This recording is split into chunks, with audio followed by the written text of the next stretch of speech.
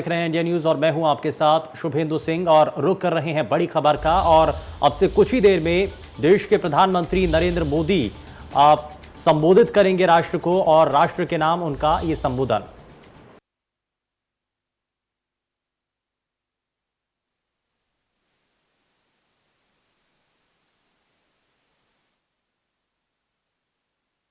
का अब से कुछ ही क्षणों में ये संबोधन शुरू होने जा रहा है और ये संभावनाएं हैं कि कोरोना के जो संक्रमण है उसको लेकर के किस तरीके से अब अनलॉक हो रहा है, अलग अलग राज्यों की तरफ से अब ढिलाइयां बढ़ती जा रही हैं। तो ऐसे में किन बातों का ध्यान रखना है, कैसे हमें आगे बढ़ना है, आप संभावना इसी को लेकर के हैं कि इन सभी चीज़ों को प्रधानमंत्री अपने संबोधन में इनका जिक्र कर सकते हैं। और साथ ही साथ जिस तरीके से कोरोना की दूसरी लहर से अब हम धीरे धीरे बाहर आ रहे हैं, प्रधानमंत्री का संबोधन। देशवासियों नमस्कार। कोरोना की दूसरी वेव और दूसरी वेव से हम भारतवासियों की लड़ाई जारी है। दुनिया के अनेक देशों की तरह भारत भी इस लड़ाई के दौरान बहुत बड़ी पीड़ा से गुजरा है। हम में से कई लोगों ने अपने परिजनों को, अपने परिचितों को खोया है। ऐसे सभी परिवारों के साथ मेरी पूरी संवेदनाएं हैं। साथियों, बीते 100 वर्षों में आई ये सबसे बड़ी महामारी है, त्रासदी है। इस तरह की महामारी आधुनिक विश्व ने न देखी थी न अनुभव की थी। इतनी बड़ी वैश्विक महामारी से हमारा देश कई मोर्चों पर एक साथ लड़ा है। कोविड अस्पताल बनाने से लेकर आईसीयू बेड्स की संख्या बढ़ानी हो, भारत में वेंटिलेटर बनाने से लेकर टेस्टिंग लैब्स का एक बहुत बड़ा नेटवर्क तैयार करना हो, कोविड से लड़ने के लिए बीते 1.25 साल में ही देश में एक नया हेल्थ इंफ्रास्ट्रक्चर तैयार किया गया है। सेकंड वेव के दौरान अप्रैल और मई के महीने में भारत में मेडिकल ऑक्सीजन की डिमांड अकल्पनीय रूप से बढ़ गई थी। भारत के इतिहास में कभी भी इतनी मात्रा में मेडिकल ऑक्सीजन की जरूरत कभी भी महसूस नहीं की गई। इस जरूरत को पूरा करने के लिए युद्ध स्तर पर काम किया गया। सरकार के सभी तंत्र लगे। ऑक्सीजन रेल चलाई गई, एयरफोर्स के विमानों को लगाया गया, नौसेना को लगाया गया। बहुत ही कम समय में लिक्विड मेडिकल ऑक्सीजन के प्रोडक्शन में 10 गुना से ज्यादा बढ़ाया गया। दुनिया के हर कोने से, जहां कहीं से भी जो कुछ भी उपलब्ध हो सकता था उसको प्राप्त करने का भरसक प्रयास किया गया, लाया गया। इसी तरह जरूरी दवाओं के प्रोडक्शन को कई गुना बढ़ाया गया। विदेशों में जहां भी दवाइयां उपलब्ध हो वहां से उन्हें लाने में कोई कोर कसर बाकी नहीं छोड़ी गई। साथियों, कोरोना जैसे अदृश्य और रूप बदलने वाले दुश्मन के खिलाफ लड़ाई में सबसे प्रभावी हथियार कोविड प्रोटोकॉल है। मास्क, 2 गज की दूरी और बाकी सारी सावधानियां उसका पालन ही है। इस लड़ाई में वैक्सीन हमारे लिए सुरक्षा कवच की तरह है। आज पूरे विश्व में वैक्सीन के लिए जो मांग है, उसकी तुलना में उत्पादन करने वाले देश और वैक्सीन बनाने वाली कंपनियां बहुत कम है, इन्हीं गिनी हैं। कल्पना करिए कि अभी हमारे पास भारत में बनी वैक्सीन नहीं होती तो आज भारत जैसे विशाल देश में क्या होता। आप पिछले 50-60 साल का इतिहास देखेंगे तो पता चलेगा कि भारत को विदेशों से वैक्सीन प्राप्त करने में दशकों लग जाते थे। विदेशों में वैक्सीन का काम पूरा हो जाता था, तब भी हमारे देश में वैक्सीनेशन का काम शुरू भी नहीं हो पाता था। पोलियो की वैक्सीन हो, स्मॉल पॉक्स, जहां गांव में हम उसको चेचक कहते हैं, चेचक की वैक्सीन हो, हेपेटाइटिस बी की वैक्सीन हो, इनके लिए देशवासियों ने दशकों तक इंतजार किया था। जब 2014 में देशवासियों ने हमें सेवा का अवसर दिया तो भारत में वैक्सीनेशन का कवरेज 2014 में भारत में वैक्सीनेशन का कवरेज सिर्फ 60% के आसपास था, 60% के आसपास था। और हमारी दृष्टि में यह बहुत चिंता की बात थी। जिस रफ्तार से भारत का टीकाकरण कार्यक्रम चल रहा था, उस रफ्तार से देश को 100% टीकाकरण कवरेज का लक्ष्य हासिल करने में करीब करीब 40 साल लग जाते हैं। हमने इस समस्या के समाधान के लिए मिशन इंद्रधनुष को लॉन्च किया। हमने तय किया कि मिशन इंद्रधनुष के माध्यम से युद्ध स्तर पर वैक्सीनेशन किया जाएगा और देश में जिसको भी वैक्सीनेशन की जरूरत है उसे वैक्सीन देने का प्रयास होगा। हमने मिशन मोड में काम किया और सिर्फ 5-6 साल में ही वैक्सीनेशन कवरेज 60% से बढ़कर 90% से भी ज्यादा हो गई। 60 से 90, यानी हमने वैक्सीनेशन की स्पीड भी बढ़ाई और दायरा भी बढ़ाया। हमने बच्चों को कई जानलेवा बीमारियों से बचाने के लिए कई नए टीकों का भी भारत के टीकाकरण अभियान का हिस्सा बना दिया। हमने इसलिए किया क्योंकि हमें हमारे देश के बच्चों की चिंता थी, गरीब की चिंता थी, गरीब के उन बच्चों की चिंता थी जिन्हें कभी टीका लग ही नहीं पाता था। हम 100% टीकाकरण कवरेज की तरफ बढ़ रहे थे कि कोरोना वायरस ने हमें घेर लिया।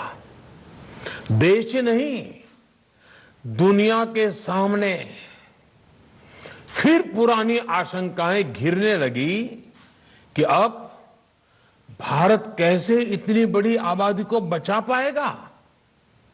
लेकिन साथियों, जब नीयत साफ होती है, नीति स्पष्ट होती है, निरंतर परिश्रम होता है तो नतीजे भी मिलते हैं। हर आशंका को दरकिनार करके भारत ने 1 साल के भीतर ही एक नहीं बल्कि 2 made in India vaccine launch कर दी। हमारे देश ने, देश के वैज्ञानिकों ने ये दिखा दिया कि भारत बड़े बड़े देशों से पीछे नहीं है। आज जब मैं आपसे बात कर रहा हूं तो देश में 23 करोड़ से ज्यादा वैक्सीन की डोज दी जा चुकी है। 23 करोड़। साथियों, हमारे यहां कहा जाता है विश्वासेन सिद्धिः, विश्वासेन सिद्धिः, अर्थात हमारे प्रयासों में हमें सफलता तब मिलती है जब हमें स्वयं पर विश्वास होता है। हमें पूरा विश्वास था कि हमारे वैज्ञानिक बहुत ही कम समय में वैक्सीन बनाने में सफलता हासिल कर लेंगे। इसी विश्वास के चलते जब हमारे वैज्ञानिक अपना रिसर्च वर्क कर ही रहे थे, तभी हमने लॉजिस्टिक्स और दूसरी तैयारियां शुरू कर दी थी। आप सब भली भांति जानते हैं कि पिछले साल, यानी 1 साल पहले, पिछले साल अप्रैल में जब कोरोना के कुछ ही हजार केस थे, उसी समय वैक्सीन टास्क फोर्स का गठन कर दिया गया था। भारत के लिए वैक्सीन बनाने वाली कंपनियों को सरकार ने हर तरह से सपोर्ट किया। वैक्सीन टास्क फोर्स का गठन कर दिया गया था। भारत के लिए वैक्सीन बनाने वाली कंपनियों को सरकार ने हर तरह से सपोर्ट किया। वैक्सीन निर्माताओं को क्लिनिकल ट्रायल में मदद की गई। रिसर्च और डेवलपमेंट के लिए जरूरी फंड दिया गया। हर स्तर पर सरकार उनके साथ कंधे से कंधा मिलाकर चली।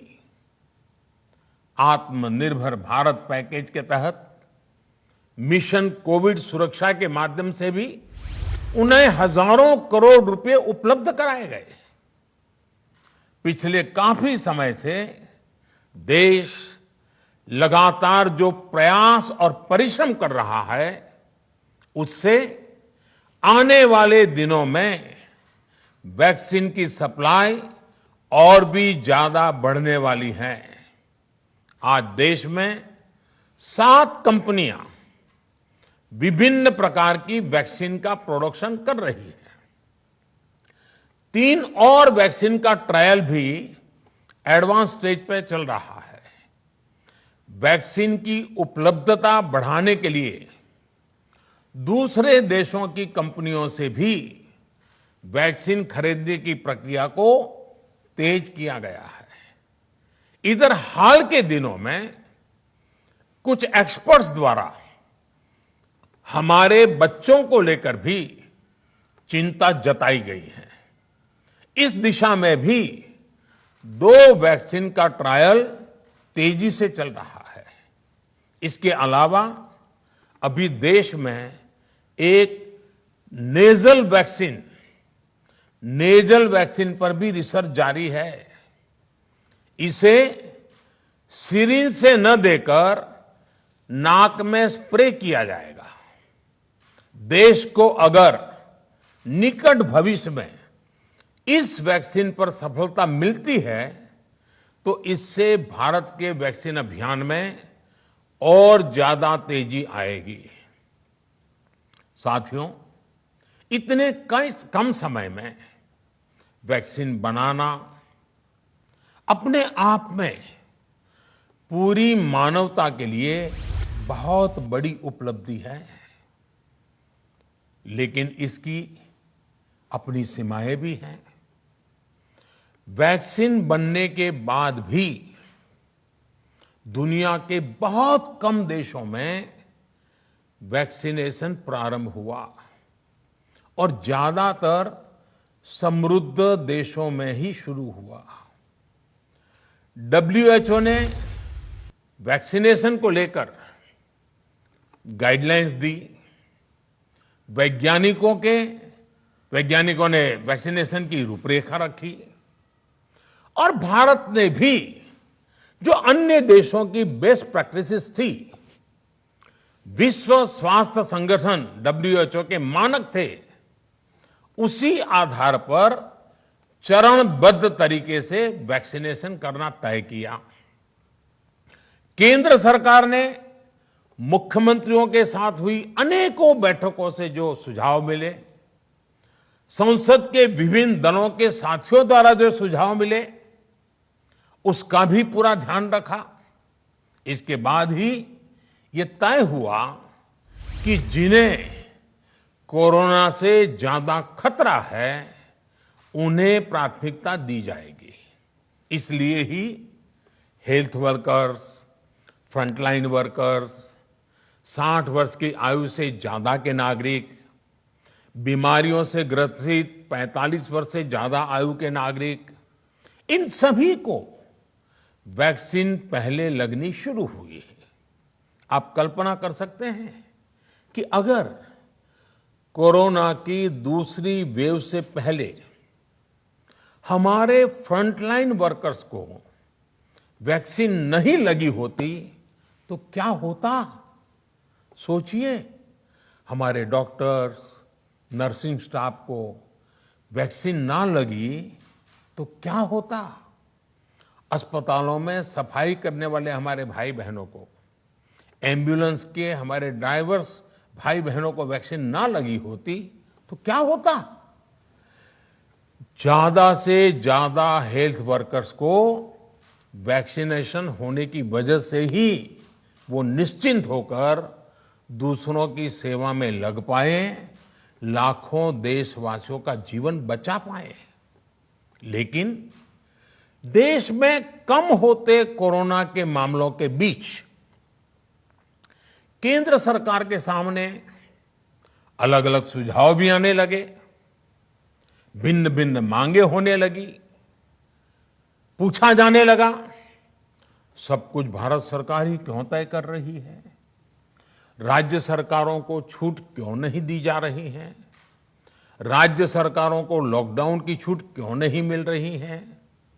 One size does not fit all जैसी बातें भी कही गई। दलील ये दी गई कि संविधान में चूंकि हेल्थ, आरोग्य प्रमुख रूप से राज्य का विषय है, इसलिए अच्छा है कि सब राज्य ही करें। इसलिए इस दिशा में एक शुरुआत की गई। भारत सरकार ने एक बृहद गाइडलाइन बनाकर राज्यों को दी ताकि राज्य अपनी आवश्यकता और सुविधा के अनुसार काम कर सके। स्थानीय स्तर पर कोरोना कर्फ्यू लगाना हो, माइक्रो कंटेनमेंट जोन बनाना हो, इलाज से जुड़ी व्यवस्थाएं हो, भारत सरकार ने राज्यों की इन मांगों को स्वीकार किया। साथियों, इस साल 16 जनवरी से शुरू होकर अप्रैल महीने के अंत तक भारत का वैक्सीनेशन कार्यक्रम मुख्यतः केंद्र सरकार की देखरेख में ही चला। सभी को मुफ्त वैक्सीन लगाने के मार्ग पर देश आगे बढ़ रहा था। देश के नागरिक भी अनुशासन का पालन करते हुए अपनी बारी आने पर वैक्सीन लगवा रहे थे। इस बीच कई राज्य सरकारों ने फिर कहा कि वैक्सीन का काम डिसेंट्रलाइज किया जाए और राज्यों पर छोड़ दिया जाए। तरह तरह के स्वर उठे, जैसे कि वैक्सीनेशन के लिए एज ग्रुप क्यों बनाए गए। दूसरी तरफ किसी ने कहा कि उम्र की सीमा आखिर केंद्र सरकार ही क्यों तय करे। कुछ आवाजें तो ऐसी भी उठी कि बुजुर्गों का वैक्सीनेशन पहले क्यों हो रहा है। भांति भांति के दबाव भी बनाए गए। देश के मीडिया के एक वर्ग ने इसे कैंपेन के रूप में भी चलाया। साथियों, काफी चिंतन मनन के बाद इस बात पर सहमति बनी कि राज्य सरकारें अपनी तरफ से भी प्रयास करना चाहती हैं, तो भारत सरकार को क्यों इतराज हो और भारत सरकार इतराज क्यों करे। राज्यों की इस मांग को देखते हुए, उनके आग्रह को ध्यान में रखते हुए 16 जनवरी से जो व्यवस्था चली आ रही थी, उसमें प्रयोग के तौर पर एक बदलाव किया गया। हमने सोचा कि राज्य ये मांग कर रहे हैं, उनका उत्साह है, तो चलो भाई 25% का काम उन्हीं को सुपुर्द कर दिया जाए, उन्हीं को दे दिया जाए। स्वाभाविक है, 1 मई से राज्यों को 25% काम उनके हवाले कर दिया गया। उसे पूरा करने के लिए उन्होंने अपने अपने तरीके से प्रयास भी किए। इतने बड़े काम में किस तरह की कठिनाइयां आती हैं, ये भी उनके ध्यान में आने लगा। उनको पता चला पूरी दुनिया में वैक्सीन की क्या स्थिति है, इसकी सच्चाई से भी राज्य परिचित हुए। और हमने देखा, एक तरफ मई में सेकेंड वेव, दूसरी तरफ वैक्सीन के लिए लोगों का बढ़ता रुझान, और तीसरी तरफ राज्य सरकारों की कठिनाइयां।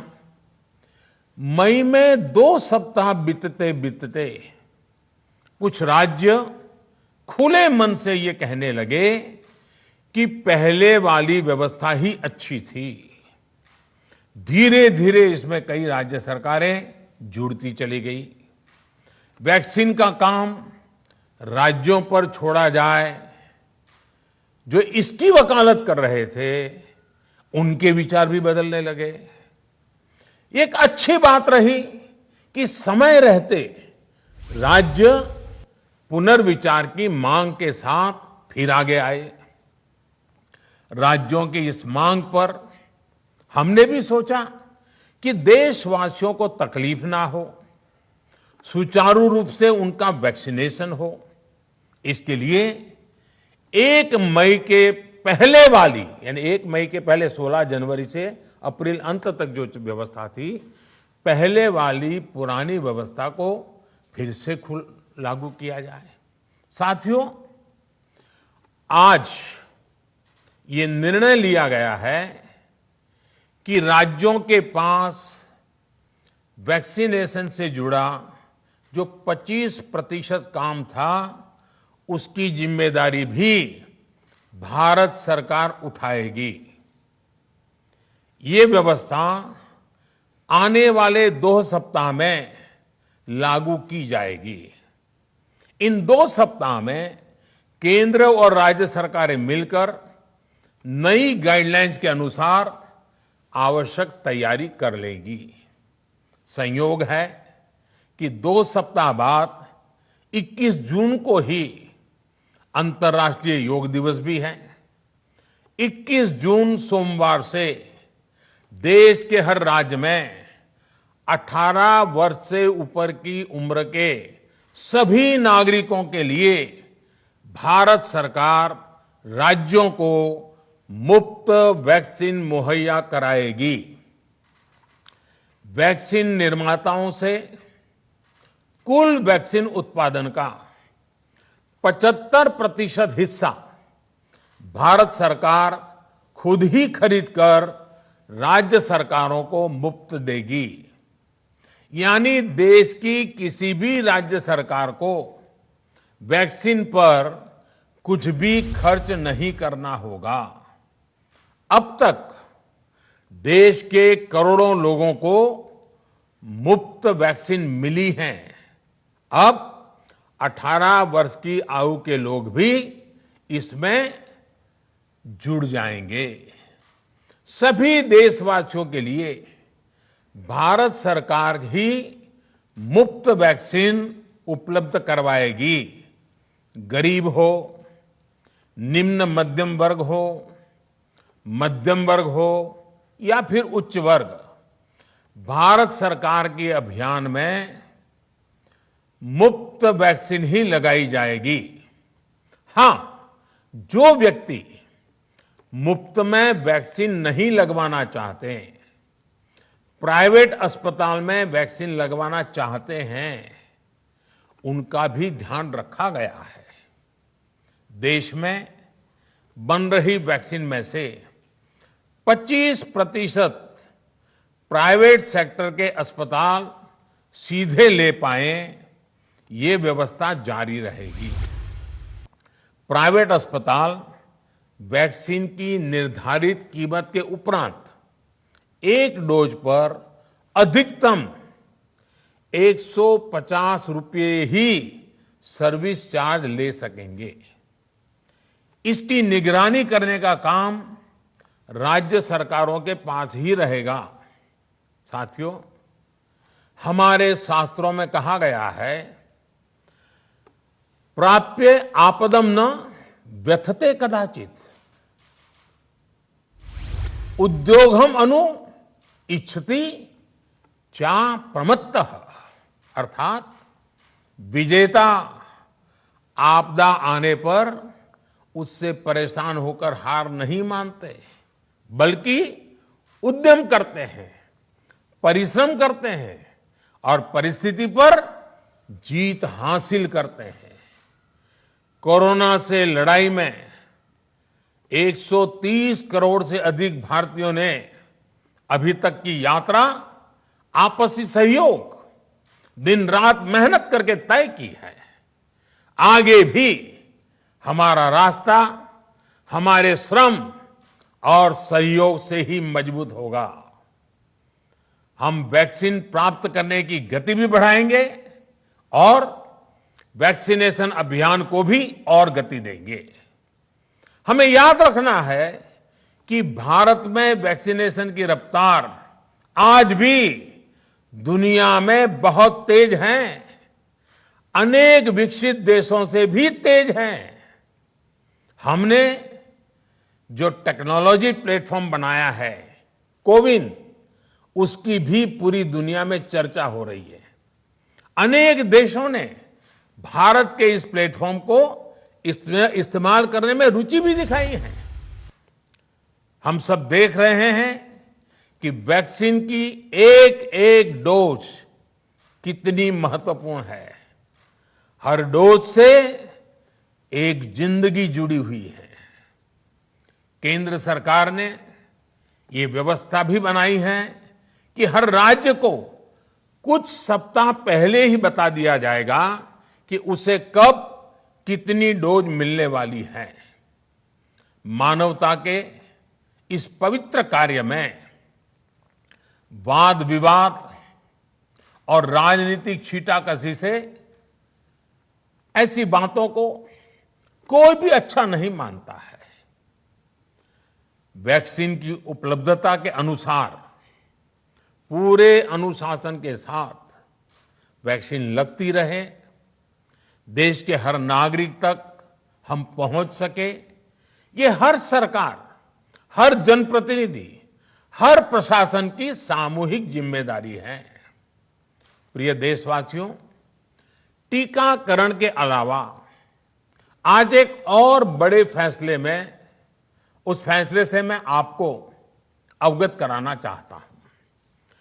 पिछले वर्ष जब कोरोना के कारण लॉकडाउन लगाना पड़ा था, तो प्रधानमंत्री गरीब कल्याण अन्न योजना के तहत 8 महीने तक 80 करोड़ से अधिक देशवासियों को मुफ्त राशन की व्यवस्था हमारे देश ने की थी।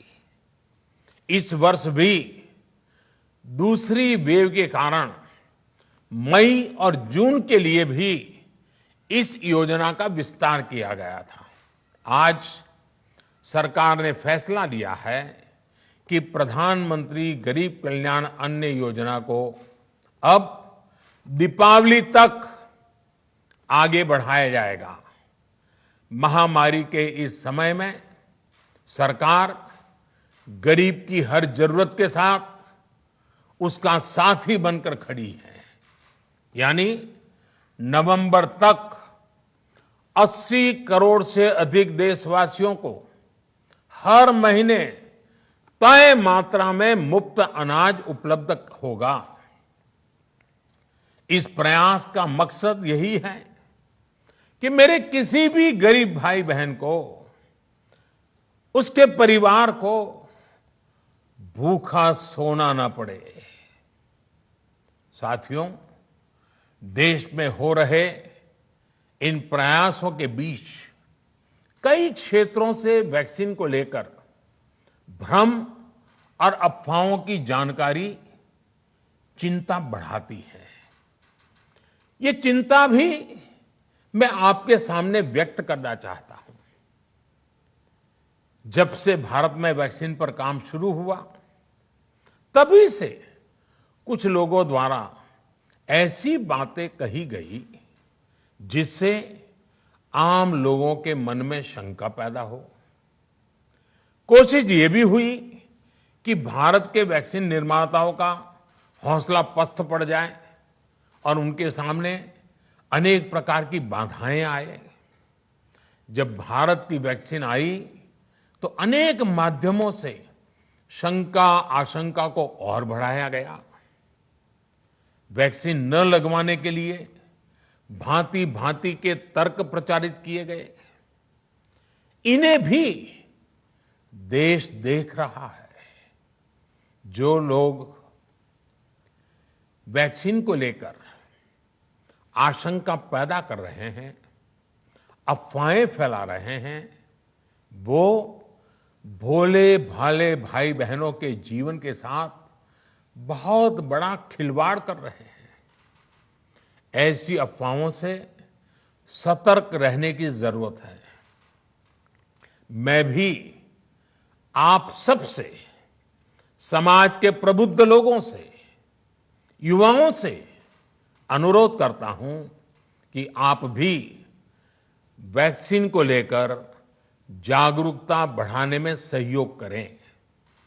अभी कई जगहों पर कोरोना कर्फ्यू में ढील दी जा रही है, लेकिन इसका मतलब ये नहीं कि हमारे बीच से कोरोना चला गया है।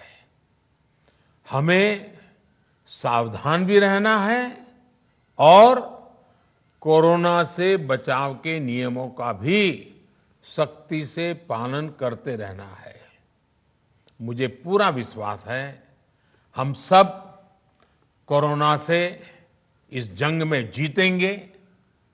भारत कोरोना से जीतेगा। इन्हीं शुभकामनाओं के साथ आप सभी देशवासियों का बहुत बहुत धन्यवाद। तो प्रधानमंत्री नरेंद्र मोदी का संबोधन देश के नाम और कोरोना